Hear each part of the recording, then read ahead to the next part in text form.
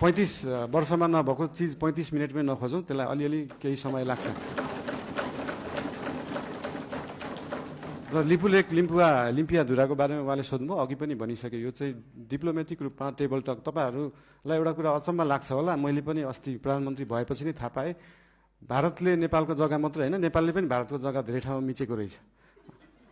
अनि यो कुरा चाहिँ अस्ति भर्खरै थाहा पायो। त्यही भएर दुईटै देशले अध्ययन गरेर हामीले मिचेको छौँ, उहाँहरूले मिच्नु भएको छ, के छ त्यसलाई चाहिँ बसेर एउटा साथीको रूपमा समाधान गर्ने चाहिँ हामीले सोच राखेका छौँ। धन्यवाद।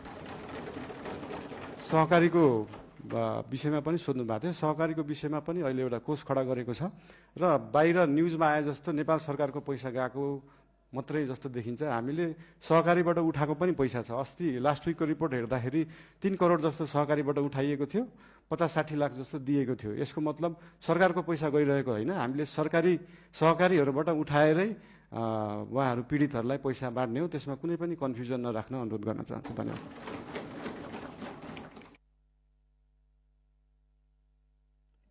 यो सुकुम्बासीको विषयमा धेरै कुराहरू आएका छन्। हामीले काठमाडौँ उपत्यकामा रहेका खोला किनारमा जुन एकदमै जोखिमपूर्ण अवस्थामा बस्नु भएको थियो, उहाँहरूलाई चाहिँ अर्को ठाउँ सार्ने काम गरेको हो। हामीले उहाँहरूलाई त्यो हेर्दाखेरि, तपाईँहरूले हेर्दाखेरि त्यो खेदाको अवस्था देखे पनि यो 4 वर्ष अगाडिदेखि नै म स्थानीय सरकारमा हुँदा नै सङ्घ सरकारलाई भनेको कुरा चाहिँ के थियो भन्दाखेरि, उहाँहरूलाई त्यहाँबाट स्थानान्तरण गरेर होल्डिङ सेन्टरमा राखेर जो सहीमा सुकुम्बासी हुनुहुन्छ, जसको चाहिँ देशभरि कतै पनि एक धुर जग्गा पनि छैन, एक आना जग्गा पनि छैन, उहाँहरूलाई चाहिँ त्यो जग्गाको व्यवस्थापन नेपाल सरकारले गर्नुपर्छ। त्यो हाम्रो सरकारको र हाम्रो पार्टीको मान्यता हो, त्यो उहाँहरूले पाउनै पर्छ।